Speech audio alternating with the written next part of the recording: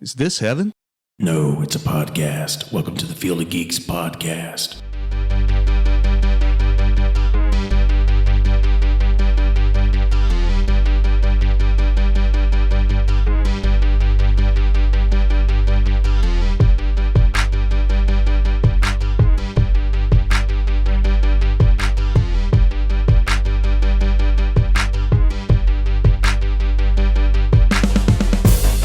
Hello and welcome to episode 175 of the Field of Geeks podcast. I'm Josh. I'm Mitch. I'm Bill. What up? Oh my God, is His house. it really 175? Yeah, that's just for these type of shows. You know, we have the other ones, the commentaries and the super unknowns, if you will, the Star Treks, the specials. So yeah, we're almost to 300, I think, maybe more. I don't know. Yeah, It's crazy God dang. it's crazy to think that the first one I did with you guys was 130.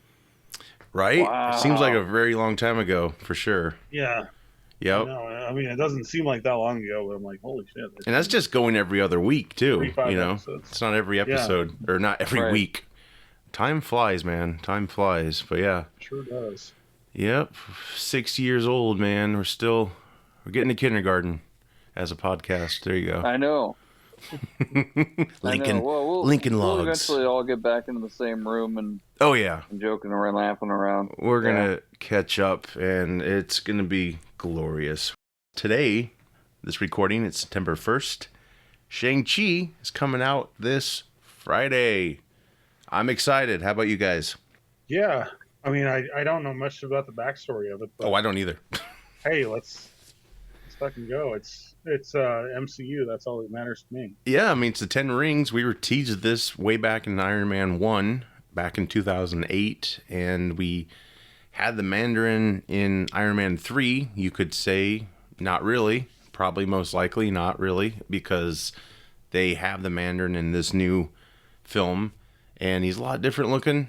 Ben Kingsley will be in it, so there is a lot of Iron Man 3 connection there. So I'm really excited, and I'm excited to see these magical rings do their thing, and it looks great. To be honest, I was not looking forward to it. Felt lackluster. The trailers got better for it, and then there's all this huge buzz now from people I follow. It's not just, critics out there getting paid under the table, if you will, or whatnot. These people are like, genuine with their criticisms, and they gave this movie high praise. And so right when they did that, I got super excited because I was like, okay, it's totally wrong about this, I think. And I'm willing to go see it now. I think I'm going to wait on this one. I don't know. I think it has the potential of being like really, really good, but I almost feel like either they're holding back in the preview trailers, or it's just like, this isn't my style or the type of genre of film that I would typically go see. So I have zero expectations. Yeah. So I guess when I see it, it can go nowhere but up. Well, I'm glad you brought that up because the critics I follow actually said that the trailer doesn't show you a lot of the film. So you're going to get so much more than what the trailer says. So it's, in a way, that's what I think, like a lot of us, we don't like the whole movie to be given away in trailers, but it's a risk. It's not going to Disney Plus this time, so it should have a fair run at the box office. Call it fair. It's during COVID still, so I don't really, these bombs, I don't really count because it's not really accurate. A lot of people were like, Suicide Squad, that tanked, blah, blah, blah. It's like, well, the times we live in, and also you can get that movie on HBO Plus for free. Obviously, that's going to hurt the box office. I thought it was good. Oh, I loved it. I thought it was fantastic. I still haven't seen it in the theater, but I saw it twice, and I was bummed out. A lot of these people were just jumping on its back, probably because it was a DC film as well. But yeah, we'll see what Shang-Chi does. I don't know much about the characters either. Just the 10 Rings thing. I've always been intrigued with that introduction in Iron Man. I was kind of bummed when it went, south in Iron Man 3. Even though that was a funny twist, still, if I was a huge fan, I would have been pissed at the time. And Marvel did eventually do that one shot, which was on Thor the Dark World's disc, I believe. And so he basically gets broken out of prison because the real Mandarin wants him to answer for his betrayal, I guess, of him. So I'm really excited. I think that's going to be I think that'll make Iron Man 3 better. Iron Man 3 is a weird film to me. Like, it's enjoyable, but it doesn't feel like it belongs in the Marvelverse, and the tone is pretty damn dark in it for a Disney film. It's kind of shocking, although it was through Paramount at the time, I believe. I thought it was decent. It definitely had a different undertone to it, and it felt longer. Longer and more drawn out, so it didn't have that typical fun feel, like that kind of Saturday morning show that oh god, this is on, okay, I don't need to find anything else. Yeah. And there were parts where I was kind of like, oh man, this is gonna drag, and it did. Where he flies his Iron Man suit and then he meets up with the little kid. That kind of thing was just not really needed. I don't know. Iron Man never truly touched on his darkest times. I think they kind of briefly glanced over him. I kind of like how they in the third one though they added the guy that was the heart doctor or whatever back in as like meeting him prior to all the incidences. Yeah. Oh yeah, Yensel. Was it Yensel? Yeah. I think. Yeah. That was a cool nod. I was like, yeah, that's cool. Yeah, I mean, it was a good movie. It wasn't bad. It just didn't really fall in line with the other two. I missed Favreau's direction. It didn't hook me right away like the other two Iron Man films did. It's kind of a weird feeling. I think from like the point where he goes to Home Depot on, it seems like an Iron Man movie. Everything leading up to that is just kind of like a Tony Stark movie. It took a while to get off the ground, but then it's like, oh, he doesn't have a suit, but he's going to go build something. Like, that's friggin' awesome. You know what I mean? Oh yeah, I mean that was what I loved about the first one. When I found out they were going to have the Mandarin in the third one, I was like, that's cool. Like the Mandarin's the Emperor Palpatine of Iron Man. Right. You know what I mean? Yeah. And the fact that they like just kind of neutered him, and it like kind of took me out of the movie a little bit. But it's not my favorite one, but it's not Incredible Hulk by any means. Oh, sure. True. You mean Hulk or Incredible Hulk? Incredible Hulk. Okay. See, I like Incredible Hulk. It feels like a much lower budget, and it's one of the first films. I think it was better than the Hulk. I think it got us. I think we needed that film to get to the Ruffalo Hulk. Obviously, it did help build the world a little bit, and it was kind of a treat to have that at the same time Iron Man came out. I'm kind of upset that that's like the redheaded stepchild of the MCU. You know what I mean? Like, yeah. I always kind of wanted a really good Hulk movie, but I mean, we've gotten kind of like mediocre and then just meh. Well, I did appreciate it really trying to pay homage to the Bill Bixby show, and they had the music in there. I like that. Edward Norton's casting was probably not great. He got really into it, and that's why he wasn't in Avengers. He was just, I guess, hard to work with. I mean, I get it. He really gets into his, acting and stuff and his decisions. And when Marvel's like, well, we got to do it this way, this is how we do it. He's got a pretty good history of kind of clashing with people behind the scene. Yeah, and that's like Joaquin Phoenix, too. I never saw him being Doctor Strange. I never saw him signing up for a multi-picture deal and just playing ball. Yeah. He's going to do his own thing. Yeah, he's very much a method Which actor. in a way, so it's kind of. I didn't see him doing a franchise. No, I never thought that was going to happen. I had no faith in it. I was like, yeah, it might be cool, but that's something that's like a, like he did with Joker. That would be something to do with Doctor Strange, like a one-off possibly. That's really dark and gets into it. Like that would be his setting for that. It wouldn't be, and Benjamin Cumberbatch is great as Doctor Strange, but it's, it's played to a big audience, right? And Joaquin, I don't think would do that. He'd really make it dark, I think, and probably really scary too. What If? That's currently on Disney Plus. We've had a lot of Marvel properties thrown our way this year, mostly Disney Plus shows. What If? Chadwick Boseman did his final performance for Marvel, you can say. Ooh. And he was the, I guess, alternate universe Star-Lord. It was really cool to see his dialogue. I had some criticisms of the show, the episode, I guess you could say, but his performance was great. It was basically like a Full House episode of the Marvel Universe. Everyone got along. It was because of him. You know, it was a little too perfect. But it was great to hear him again. Unfortunately, he's not Black Panther. He's Star-Lord. But yeah, Bill, what did you think of this send-off? I thought it was a great way to pay tribute to Chadwick Boseman. Sure. The second episode, with him being in it, I think it was kind of, like you said, a little too fantastic. Mm-hmm. It was a little too, like, you know, kid playing with their toys kind of thing. Like, oh, Thanos is my friend now. Yeah. You know what I mean? It was a little too shoehorned in, but at the same time, it worked for me. Like, it's still dark, though. Like, I don't want to... Let's just say he might have stopped the, you know, taking half the population away, but it still didn't change how bad of a father he was, you could say. I mean, it pretty much was like probably a drunk dad who just woke up, I guess, type of thing, but there was still damage that was done. I'll just say that. I don't want to give too much away.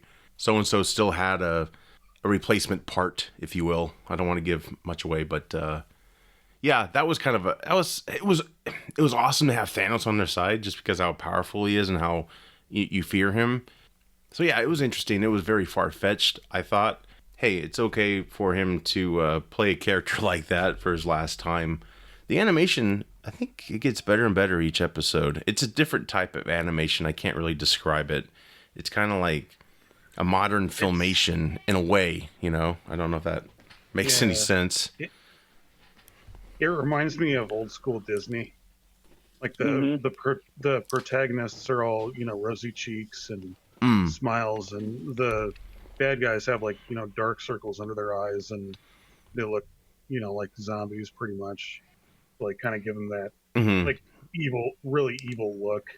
Right. At least with the most recent episode. I don't know if you've seen it yet, but oh, that's right. It's Wednesday. Kind of I forgot another episode came out. That's the I won't say much about it, but that's kind of the feeling I get. Sure. It's like it reminds me of really old school Disney, like Cinderella era Disney. Right. A little acid trip there, maybe a little bit. Yeah, I got you. I mean, I think it is cool that they brought back, for the most part, the same actors from the films, so it doesn't really take you out of it too much. Even the ones that aren't the original actors still sound enough like the original actors to not take you completely out of it. Yeah, it is odd, but I understand why they don't have everyone back because of contracts and so on. Like, you know, Robert Downey Jr.'s done with Marvel. His contract's done, so they'd have to make a new one for him to do the What If, and Dave Bautista doesn't voice tracks. So, yeah, that's kind of like... Oh, really? Yeah. But it spoiler, it wasn't like a huge part, you know. So, blink and you miss really him, kind of. So, yeah, I get how they do that. And Black Widow was obviously not Scarlett Johansson, especially now because she's suing them. Yeah. Yeah, that worries me. Well, I hope they settle with her because I think they really screwed her out of the box office receipts. Because, yeah, Disney Plus, you could just pay $30, I think, and watch it for however long you wanted to. See what happens with this streaming crap. I don't know. I just hope the theaters stay open, and I think that's the best way for them to make their money back right now. Moving into Off the Cuff, this is just basically browsing the Facebook page without much research, kind of headline reading. Beverly Hills Cop 4, moving forward with Netflix. Hope it turns out better than Coming to America. So, I don't know if any of you saw that. Yikes. It can only be better. That's kind of the way I look at it. It can only be better than such a letdown. Coming to America. Oh, such a letdown, especially when Eddie Murphy was like, you know, he was on fire again. But yeah, they took years to write this script. I'm just like, man, this is really not great. And the jokes are they're just throwing characters in there that doesn't make any sense why they're there, you know, versus the first one. Yeah, hopefully they write this one better. I mean, Beverly Hills Cop 3 wasn't the best, so it'll probably be an improvement. I was in 6th grade when 3 came out. So Oh, it's no been a kidding. while. Yeah, it's been a while. Oh, wow. Yeah, I actually saw that in the theater, and I thought it was good at the time, but I was a kid, and then I watched the first one again and the second one. I was like, oh boy, nope, I was wrong. The Rocketeer is getting a sequel with Disney Plus. Again, very early stages. Another Rocketeer. I'm excited for that. That's even older than Beverly Hills Cop 3. That was early 90s. I think 91 maybe. Oh, wow. I love that film. I didn't see it in the theater when it came out, but I was obsessed with the look of Rocketeer. I thought that's a franchise that I thought would have taken off more, with a cartoon, like an animated series cartoon, if you will, or another film. No, I agree. I thought it was going to take off, but it never did. I think it has like a very. I was kind of like looking back on it, compare it to Captain America meets Dick Tracy. Yeah. Like the villains are very like over the top, like ripped right out of a comic book kind of thing. I mean, it has a very like pulp feel to it. Yes, it does. But yeah, that was always one of my favorite movies, and I'm glad to see that it's kind of getting a resurgence. Yeah, I know they had a cartoon of like, I don't know if it was a descendant of his, but it was like a little girl who got the suit, got a newer version of the suit or something. I'm not sure whatever happened to that. The animation looked cool. I just have no idea if that's even out there, or I think it is possibly on Disney Plus. There's so much stuff out there though, it easily gets buried. It'll be interesting what kind of look they decide to do for the new film. If it's, going to be a period piece, if it's going to take place, soon after the first one or now. I'm excited. It's about damn time. I mean, that's a character that should have definitely expanded. We're going to get another Expendables movie, guys. Are you ready? Woohoo! Yay. Oh, yeah. Are you ready? Yay. I don't know. It's good, dumb fun, Do we need another? I mean, we never really needed an Expendables franchise, but Yeah. it is, you don't go into it seeing the cast and being like, wow, they're going to get an Oscar for this. No, I know. I think a lot of us are so snobby now when it comes to like really good films, and it's like, oh man, this should have lit the world on fire. It's like, well, it had freaking these guys in it. Not to say they're not capable of that, but it was just supposed to be a throwback to dumb 80 action movie, And it was. Yeah. I thought I enjoy those films. I own them. The first one might be the best still. It's really strange Mickey Rourke didn't come back, his character, but I think he did the first one out of a favor to Stallone.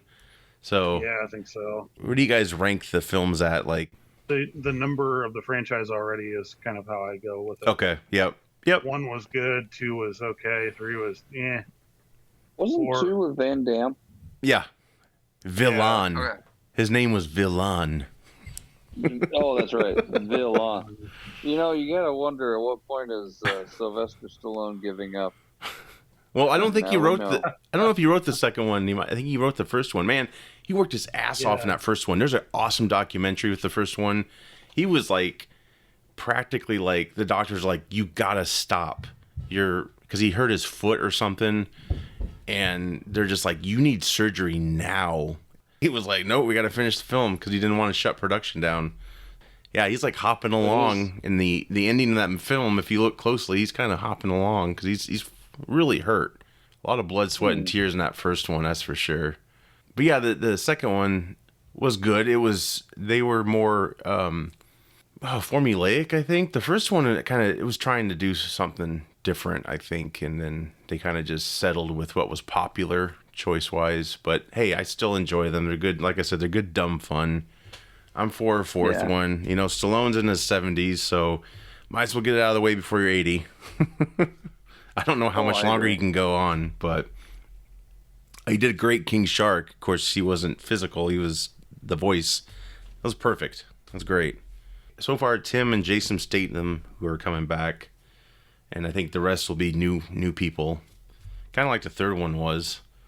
Why they did that, I'm not sure. I don't know, but yeah, Harrison Ford was in the third one. He replaced Bruce Willis because Bruce Willis was a diva. That's right. He wanted to get paid a lot for very little. Go figure. That's why he's probably in a lot of those direct-to-videos or DVDs you can get a nice coaster set of. Cobra Kai Season 5 has been greenlit. Very exciting there. It was just a joy for this show to get discovered during the pandemic because it was already on. I already knew about it, and not everyone had YouTube Premium, so it was awesome that Netflix picked it up, and that was where they wanted to go from the start, but, they kind of had to prove themselves, I guess, and I think YouTube canceled them, actually. So, yeah, Netflix picked them up. Yeah, last season was solid. I was really excited.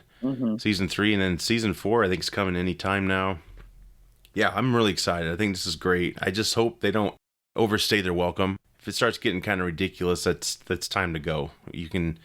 And with this latest season, they got Terry Silva from Karate Kid 3, which is a terrible film, I think.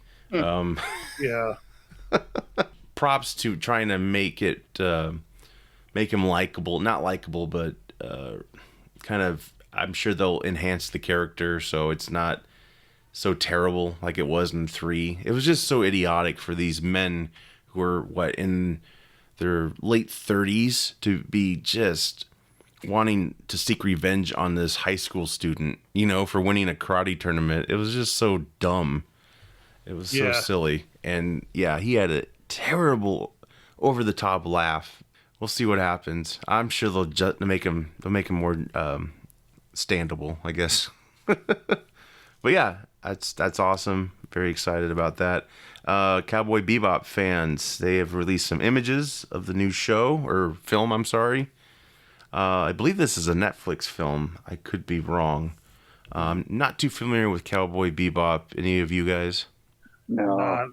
Not at all. Should know, but I don't. I mean, I've seen the cartoon. I've seen images of the cartoon. Pictures look great. It's weird to see John Cho as the main dude. The dude from American Pie, Harold and Kumar. What Netflix has done with anime properties has been pretty cool. Like turning them to live action films. They've done a pretty good job with it. I mean, it's nowhere near as bad as Dragon Ball Evolution. Well, is anything though? I think the only film that I've ever seen that's been worse than that one was Freddy Got Fingered. Oh, that one's terrible. Oh, that's a good movie. What are you talking about? Are you serious, Mitch? Oh my god. Oh yes. Oh. Okay, petition to get Mitch removed from. No. Totally. You remember when he was kidding. like, you remember how many times Rip Torn lost his lines in the movie and they just kept it in anyway? Yeah. Oh, jeez. They must have paid him well. Oh god, Rip Torn line. There's so many quotable lines in there. What are you doing? Oh, go get that man. Go get that man to the hospital. Oh my Union god. job. Jesus. I love sausages. Wow. I love sausages. Daddy, would you like some sausage? Boy, that film had a Coke budget, didn't it? Oh yeah. And then you remember it actually had Shaq in it at the very end. Yeah, it did. Had who? And then do you remember Shaq? What? Because at the end, Tom Green goes, "Mom, and you're gonna marry a famous basketball player, and you're gonna be rich, and the world's gonna love you, and all that stuff." And at the very end, she turns over, and there's Shaq. and then Shaq's all mad because she won't play with his nipple rings that he got. Oh my god, Jesus. Well, he was in Steel, so yeah, not shocking, I guess. Oh my god. Mike Fitzgibbon's son is a nuclear physicist, and my son could eat a chicken sandwich. That's So good. maybe that's going to be a commentary someday. Who knows? By us. Oh, it should be. It should be. See, I'm the favorite son, Freddy. I got the. Oh, what was it? The Sebring. Do you have a Sebring, Freddy? No, you don't. Jeez. Oh my god. Well, speaking of anticipation, Captain America 4, guys, that's getting made with Anthony Mackie. Pretty exciting. Does it bother you that they didn't really explain what happened to Steve? I mean, I know in a way what happened, but did he actually die? Or, I mean, did they drown him after that scene on the bench? I mean, what happened? I think he was a krill or a Kroll. The old Steve? Yeah. I 100% believe that he was, and the reason is that the Kroll have been showing up a lot lately. Remember in Far From Home when you thought you saw Samuel Jackson, but he wasn't actually Samuel Jackson. It was just a Kroll. I should have known it when he didn't drop the MF bomb. Yep. Well, that wasn't the plan. That was alien. changed in post. Did you know that? No. And I thought it was weird because when he and Marina Hill were alone, they still talked to each other like they were those people, you know? So it actually was legit them, their characters. And then Marvel decided, I think Captain Marvel came out that they should put the krill in at the end. So that's what they did. They in post they changed it entirely. So yeah, I don't know if I really like that decision or not. Old Steve, that would be interesting. I don't know. Well, I hope they there's bring talk Evans that- back and explore it, or at least explore him going back. Maybe would have been really cool to see him in different time periods or something like that. That's interesting. I don't know, because they just keep saying Steve's gone, and it's like, well, you guys just probably walked away from him on the bench. You know, he's probably around somewhere. You know, at I don't know, an A&W or something, having a milkshake. I don't know. As an old man, who knows? I don't know. That's what I want to see. 90-year-old Captain America. Let's do it. Let's do it. Like it'd be like Clint Eastwood, you know, geared up. Exactly. So yeah, that'll be exciting to see what happens there. Recommendations. I checked out the Bob Ross documentary on Netflix. It's called Bob Ross: Happy Accidents, Betrayal, and Greed. I really liked it. It was really good. I didn't know much of the man other than the popular side. And, you know, we'd always make fun of him a little bit just for his, you know, he's so happy all the time. But a lot of behind the scenes, like, he is genuinely a great guy. He was. And, yeah, his son's in the documentary. It's just basically the people who run Bob Ross Inc. now. They're the ones that really screwed him and his family out of lots of money. Basically, really hurt the art community. Because they wanted all of the control, basically. So it's a really interesting film. You get to see a lot more of like pictures of Bob Ross, you know, younger, and he was in the Air Force, I believe. Really cool things to know about the man. It takes a turn and it's pretty sad, but there is hope at the end of it. So definitely check that out. That just came out maybe 2 weeks ago, I think. Really good, worth watching. I also saw The Ripper on Netflix. I think this came out this year. I'm a little bit behind on my shows, but this was the 1970s resurgence of a Jack the Ripper type of killer in Yorkshire, England. And he was active from 1975 to 1980. Really, really good series. I just knew of Jack the Ripper, which a lot of theories out there of who Jack the Ripper was. They never caught him. Yeah. Jackie Chan, I think, fought him in Shanghai Nights. So, and that's historically accurate, I'm sure. Oh, sure. But yeah, that's what I checked out. Recommend. What about you guys? Anything you can think of? I'd really recommend What If. I guess that's Cool.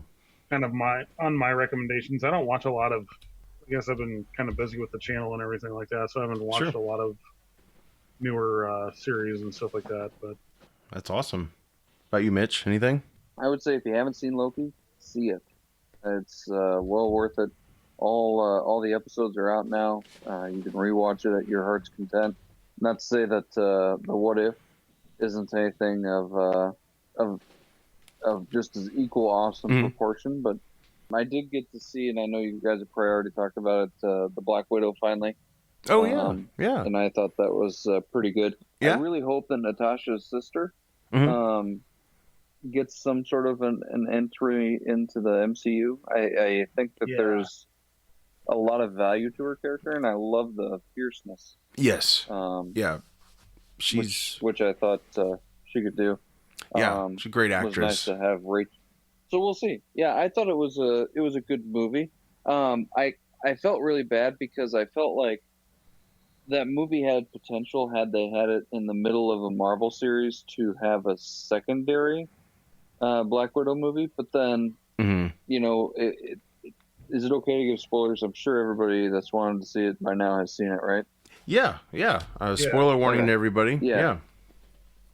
So I mean, really, you know, it really finalized and put the dot on the I and crossed the T when they flash forwarded, and I was just like, oh, they truly are done now. So yeah, that one kind of stung because I thought there was some real potential with the family, and you kind of got, oh well, they may meet up again somehow, or you know, and you kind of got this feeling like they were just trying to wrap up the third phase and do a hey, thanks for being in the Marvel universe kind of thing. So yeah. Well, yeah, she's basically the new Black Widow. I'm not sure what they're going to do with her, but Julia Louis-Dreyfus, she's playing a character that is rounding up a secondary Avengers team, if you will. You know, you got your U.S. agent, and so you'll have this Black Widow on it. I'm assuming that's what's happening. There was, I guess, an alternate scene where she whistles at the end and then the whistle comes back. So I don't know if they were going to... someone had a theory that when Captain America... And maybe we discussed this on here, I'm not sure. But when he returned the Soul Stone, you know, it was a soul for a soul. And so he requested she be brought back. I'm not sure if they're going to play around with that or not. Again, that's a fan theory, and fans are really good at theories. They're even so good that it's better than what we get usually. So, we'll see. I liked it, but yeah, it was, I don't know. They should have made it years ago, sadly, and it's just kind of too little too late. I know we talked about this on our review of it a few episodes back, but this was originally supposed to come out before Falcon and the Winter Soldier. Yes. Yep. So this was technically supposed to be the first appearance of Julia Louis-Dreyfus's character. Right. And then, yeah, so it kind of, I mean, you have to kind of take that as it is. You know, I mean, you can't really go back and redo it with the pandemic and everything. I prefer her in the Falcon Winter Soldier appearance first, because that definitely is a better introduction. I did too. Yeah, I think it made a little more sense. It was a little more fleshed out. Right, and you actually get her name so you can like go and research who the character is. Exactly, and I'm not sure if they changed that. Like the original ending would have been something different, or the dialogue was different. Who knows? But it does make sense that maybe they decided to like reshoot that possibly after Falcon, because that was going to be her first introduction, which makes more sense. But otherwise, I don't think that would have been a great introduction, because you would have been like, okay, why is she in this film, and who the hell is she, and what's going on? Like, I don't understand. So, yeah, it makes more sense after seeing the show, of course. Getting into main news here. CinemaCon was held, I think it was last week or so. Had a lot of, this is a con I'd love to go to, man. They previewed a lot of stuff, including Ghostbusters Afterlife. They actually screened the entire film, and it got high praise. No, yeah. Got high praise so far. I'm really looking forward to it. That film's going to be, I think it's going to be amazing. I'm really excited. Oh, and side note, I finally found the Stay Puft marshmallows. So I bought like 4 of them. Nice. Yeah. It was like Grimes Walmart. That's where I found them. They don't taste any different, everybody. Yeah, so they're not shaped funny or anything like that. It's just packaging. I got all excited because I saw that they have a cereal. Yeah. For Ghostbusters Afterlife, and I was like, does that mean that after Cooler's back? So I went running over to the juice aisle and ripping Heisty off the shelf. Where is it? I was hoping, but I hope we get it. I have faith that we'll get it the month the film comes out, and that's when we splurge. That's when we get a forklift and get the pallet and take it home. Yeah, we'll pitch in. We'll just Fast and Furious style take over the Ivy yes. shipping trucks and be selling them on eBay. Family. And yeah, they also previewed like what you could get. I think it's an AMC exclusive, because that's what this con's for. It's for like, theater owners, critics, vendors, all that stuff. There's going to be this AMC exclusive. This thing will probably get sold out quickly, but you know how they have the popcorn bucket special ones that are made. Like, for instance, I've got a Spider-Man head that's a popcorn bucket. They're going to have an Ecto 1 popcorn bucket, and it opens from the top. Oh, cool. Yeah. That thing is going to sell like hotcakes. I have a feeling. So I don't even know if I'll get my hands on one. Don't usually like to go to AMC, but I totally go there just to buy that damn thing. But again, what the hell am I going to do with it? I don't know. But it's pretty cool, man. Pretty cool. So hopefully they've anticipated a lot of people wanting that, because I'm sure a lot of kids would love to have that, and older kids like us. So that was cool to see. I was like, oh boy. The minute I saw that, I'm like, oof. That's going to be sold out, I'm sure. Matrix revealed its new title, Matrix 4. That's not the title. The title is Resurrections. Big stretch there. There's footage that was shown. It's so weird Neil Patrick Harris is in this film. I don't know. I mean, I like the guy. I think he's a good actor. I just don't see him in this world, unless he's playing like a totally different character, like maybe the Keymaker in the Matrix films, or the second Matrix film.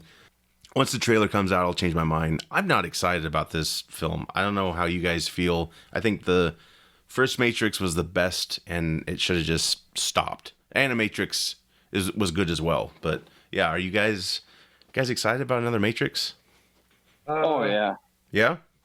I think I'm more excited for this one than I was the previous two sequels. Okay, yeah, because it's been some time to develop it better, probably.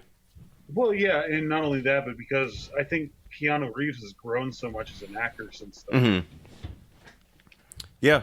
With John Wick and something like that. I think it's going to be fun. Sure. I'll see it, of course, because I'm a huge Matrix fan.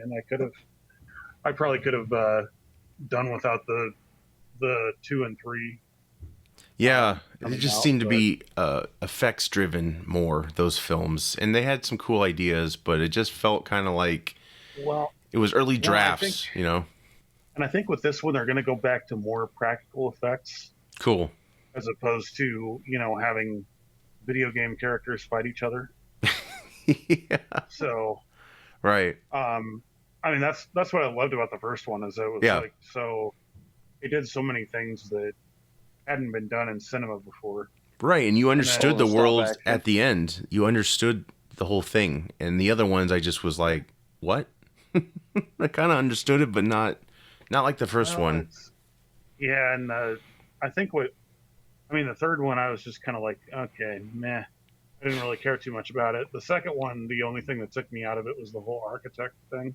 Yeah, oh my God, it was just like somebody just slammed on the brakes for the movie, and it was like, yeah, wait, what are we doing? Yep, that was, yeah. And then the idea that this saga has happened already with multiple Neos, I was just like, what? Killing my vibe here, man. Like, what the hell? Bummer. Yeah. Well, it definitely was a twist, that's for sure. I mean, yeah. To think that they did create the perfect Mm-hmm. And it didn't work. Yeah.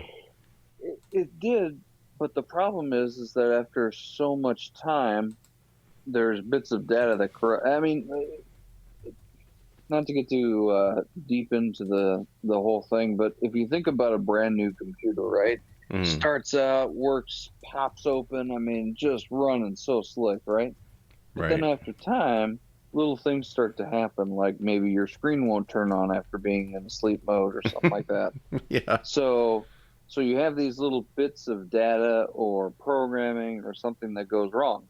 Right. Well, what the architect did was, instead of allowing those things to corrupt the entire world, he created a person to be the vessel for all these issues to form. Yeah. But what he didn't plan on was that these issues would then be enough to bring the downfall and ultimate have you tried turning off your device and turning it back on, restart?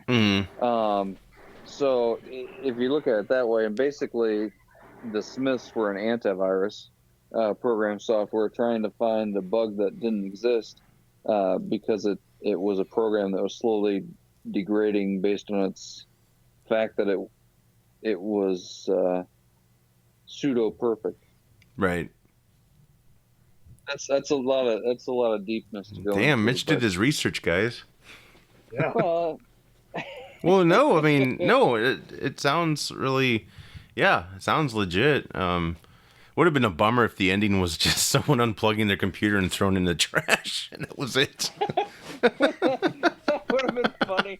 Like some guy just walks, oh shit, this thing's been off the entire I will time. defeat you. He like trips over it and spills his cereal. Like, oh well, this is a piece of junk anyway.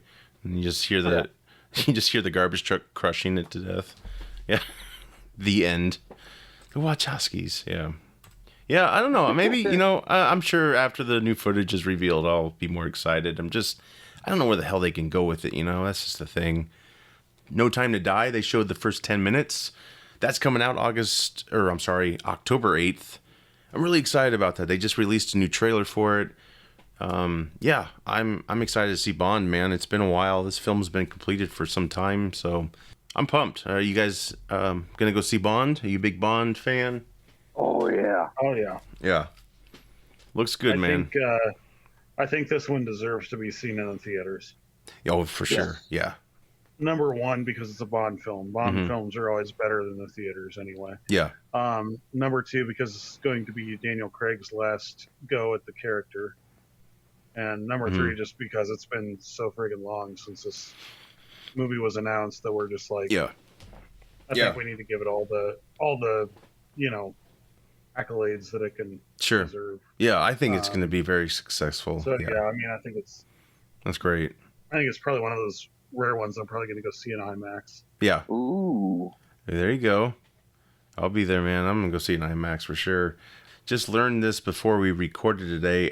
Also at the CinemaCon, they showed Top Gun Maverick first 10-15 minutes and a Mission Impossible 7 stunt.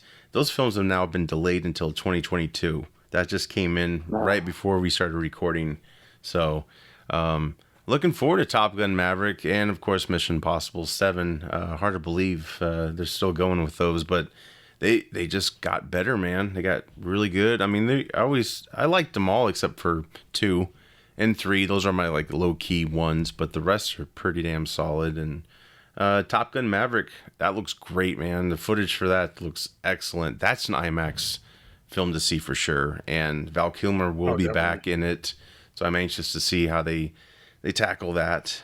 Well, I guess until 2022 we'll see it. I'll get my tickets.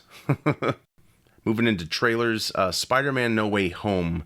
What did you guys think? This actually debuted at CinemaCon itself, and the leaks went out there, of course, and then the trailer did drop. I'm very excited to see this.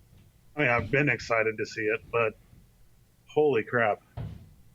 I think what really solidified it for me was actually seeing Alfred Molina in the flesh. Like, hello, Peter. Like, yes. That was, oh my God. Hasn't aged a day, man. He looks the same, and they probably did some work on it, I guess, but man, he looks pretty identical. I'm sure they de-aged him a little bit. Yeah. And then seeing the pumpkin bomb roll across the highway, like the old school Willem Dafoe Green Goblin. And you heard the laugh, right? Yeah. Yep. And then, so I think what they're going for with this is to set up kind of a multiverse Sinister Six. That's cool. Because there's a little bit like if you look at like some of the analytics that people have done on it, or the analyzing of the trailer, like breaking it down scene by scene kind of thing. Apparently, you can spot Sandman and Electro in it. I heard about that. Yeah. So far we have 5 villains in it that are pretty much confirmed. The Lizard makes an appearance in it. Oh shit! Really? Very briefly. Wow. It's like his claw, basically, that gets shown. Oh, okay. So I don't know if it's going to be. I don't know if it's going to be the Amazing Spider-Man Lizard, or Right. it's going to be a totally different one, or what it's going to be. But I can kind of see. I don't know. I can see. I know Michael Keaton hasn't been confirmed for this movie, but I can maybe see him taking over, as Vulture and being like, "Hey, I know who this guy is. Let's go get him." There's a lot to unpack with it, and I honestly, when you see him look at the Halloween decorations and then go to see Doctor Strange, like to me the Halloween decoration looked like the Hobgoblin. Oh, okay. Okay. Which Ned becomes in the comics. Oh shit. And he's so I don't know, granted, how much they're going to show his character in the film, but the guy who plays Ned in the Marvel Spider-Man movies, he got over last year, like with the pandemic and everything, he got absolutely jacked. So he's no longer like the little short, fat, funny guy. Yeah. He's buffed out and he's lost a lot of weight, so I can see Wow. maybe playing Hobgoblin in the movie. That's cool. Ooh. That's cool. What about you, Mitch? What'd you think of the trailer? I am excited, but I want to know: are we going to get 2 other alternative Peters? Because we've got Promise, but I hope it's not something that they cheap out and just go, well, because it's an alternative universe and the spell is such. Anytime that they look at the current Peter Parker, they see the Peter Parker that their universe sees. Oh, yeah. I mean, yeah, that would kinda- be, yeah. I kind of thought that too, like if they do like a quantum leap kind of thing. Yes. Yeah. And I hope they don't do that because it's going to super cheap out the movie. But they could also do it in a way where Tom Holland doesn't know that they've been filming. So like the scenes where Peter's looking at the guys, we see Peter, but then when the guys are looking back at Peter, they're seeing Toby and stuff like that. So we may actually see them. I hope we get to see all 3 interact together. I think it would be like the biggest deal. Yeah. And I mean, if we've seen anything, the trailers themselves, I mean, they've in one day alone, they've garnered more views than Endgame or the first episode, not the final Endgame, but Infinity War, yeah. So I really and truly hope Sony understands the pull, and I hope that for the sake of fans, Tom Holland has just been perfectly quiet about things because he's got this knack of just spilling the beans. Yeah. It'd be funny if they make him do all the work and then they just CG in Toby's face and Andrew Garfield's and then. Yeah, don't do that either. Because I mean, there's been talk where the suit that Peter's wearing when he's on the top of the car is the same suit that Toby was wearing when he went to go see his girlfriend at the play. You remember that blue suit and stuff? Oh, so sure. They're not sure. That's where they're thinking like it's a quantum leap kind of thing, but they're not sure, or if it's just an homage to the Tobey Maguire version. Yeah, that would be really interesting. Yeah, I've never heard that. Really disappointed. Yeah. Really disappointed if that's the route that they go. I mean, in a way, it's kind of a unique turn on the multiverse because we just got into the Spider-Verse, so would it be too familiar, or if they do this? But yeah, I see good and bad about it. It'd be really unique way to film the movie. So there's one thing that was pointed out that when you see Doc Ock's arms, they're red, and so when they were red in the Raimi film, that meant they were in control. So a lot of people think maybe it's just his corpse reanimated. Basically, it's not him anymore. It's just these arms. So I was like, oh wow, that's good. That's good. It's a good catch there. I don't know if that's true, but I think too, like when in the second Raimi film, when he's sinking down into the river, I think like right before he kind of disappears out of view, don't the arms turn red? Maybe. It's been a while. Something like that. I think, it's been a while since I've seen it, but I think that was like something that was said too is like maybe they took over and dragged him out of the river or something. But Well, and wouldn't that be an interesting way for him to enter this film, like how he came out of the water? It looks like anyway, like he basically sank into this universe. I don't know. That would be really trippy, but kind of cool, like an upside down world type of thing. I mean, this movie's gonna go all over the place. Doctor Strange, I was like, man, this is totally reckless. Why would he cast a spell like this? But when it went berserk, though, I thought maybe that's the exact time Loki's finale happened and WandaVision's finale happened, and that's what made it just go haywire. and there's like all kinds of, anytime a trailer like this comes out, there's all kinds of fan theories out there. Yeah. But there's also a theory that it's not actually Doctor Strange, but it's Mephisto. Okay. Holy shit.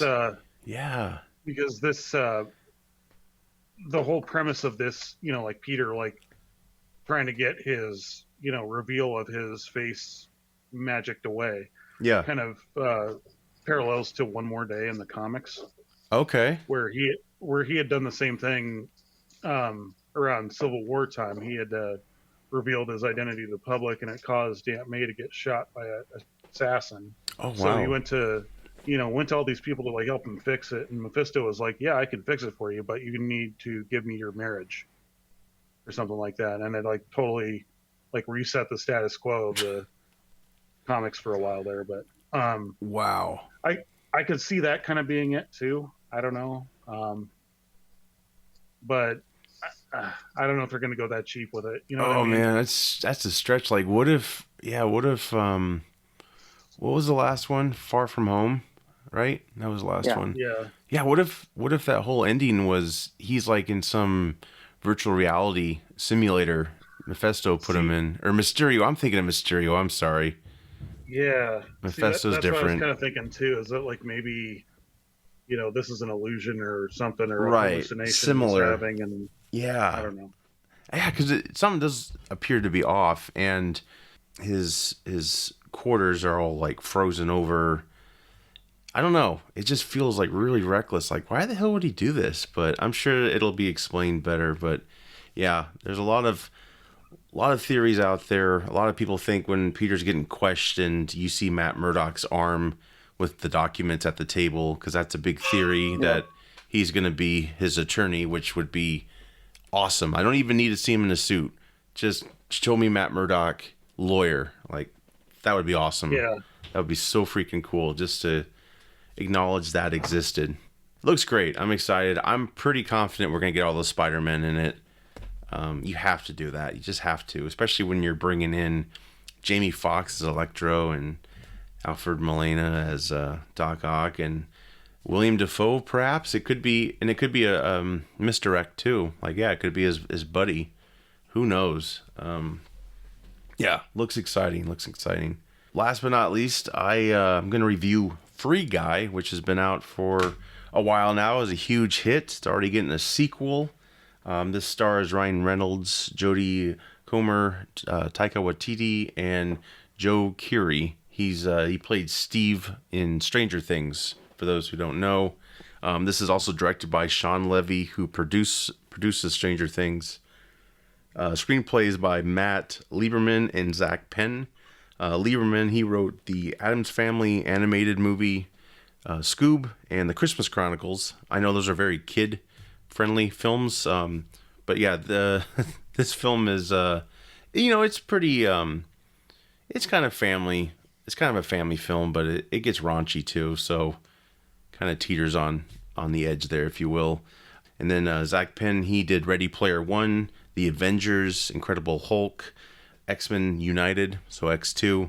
So yeah, pretty solid writers for this film.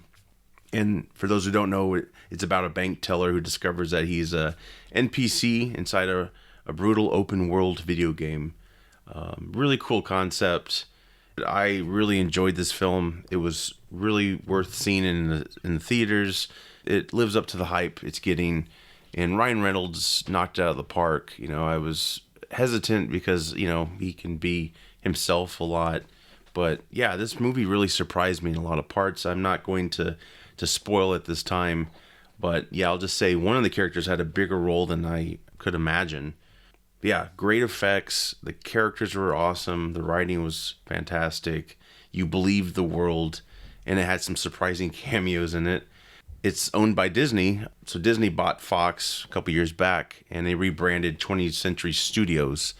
So that's where Free Guy's coming from, and like the Kingsman, that's coming from that studio. So, you know, we've asked this question before in the past, you know, how can Disney do Deadpool 3 and other darker characters? This might be the way for them to do it through their 20th Century Studios, because these films are PG-13 rated R type of movies, so that could be the answer right there.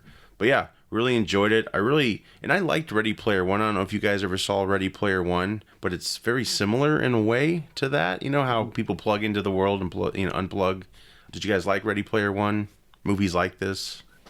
I did, but I liked it more for, I guess, the like pop culture references and stuff like that. It was a little kind of like preachy or whatever, but I didn't hate it. Yeah. You know, I did like it. I like the concept of it. I like this kind of concept of like, you know, looking deeper into like virtual worlds and stuff like that. It's kind of cool to me. So Sure. yeah, I mean, I'm looking forward to seeing it. I'm actually going to see it this weekend. Nice. Labor Day weekend. So yeah, you won't be disappointed. Especially for gamers out there, they'll talk lingo that you'll pick up on instantly, and the way the world works. And there's a couple of gaming YouTubers that make cameos in the film. So right. That's kind of the part of it too. Like they're one of the big reasons why I got into doing what I do. But you know, so it'll be kind of cool to see that too. Well, yeah, it's just neat because, like, when you're in the world, everyone looks real, and then when people come out of the world, they can see they just look like, you know, video game graphics to us, but it's really a cool twist there. I almost think this film captured the world better than Ready Player One, in my opinion. Yeah, it didn't have to rely on a lot of pop culture references, I don't think. It just, you know, relied on kind of like Neo in a way, but you know, like he just had no idea this world existed, and there's a lot of cool scenes in it. Like I said, the effects are great. The relationships with the characters is awesome. It's like the Lego Movie in a way as well. How you know that one character keeps living day after day exactly the same, and then it's almost exactly like the Lego Movie. Actually, thinking about it. Because you have this person that comes into his life and just changes things. He sees things differently. So, yeah, it's really similar to that, actually. It's like, yeah, I'll say that. It's like the Lego Movie and Ready Player One had a baby. This is your film. And, yeah, it's very solid. I'm nervous about where it's going to go for sequels, because that could really ruin this. This is just good on its own. But, yeah, they did set it up for sequels, so it's not total far-fetched idea. There are, like I said, a lot of cool cameos in this. I'm not going to give them away. There's also, let's say, relics from other films, because, you know, Disney owns Fox now. There's certain things they're able to use. Yeah. So that's all I'm going to say about that. Really, really cool. Yeah, I don't want to give it away. I do, but I don't. And there's a really excellent cameo that... yeah, I think everyone will just lose their heads over. But yeah, this is a movie you want to definitely, you know, focus your attention on. There's so much to take in. It probably requires multiple viewings.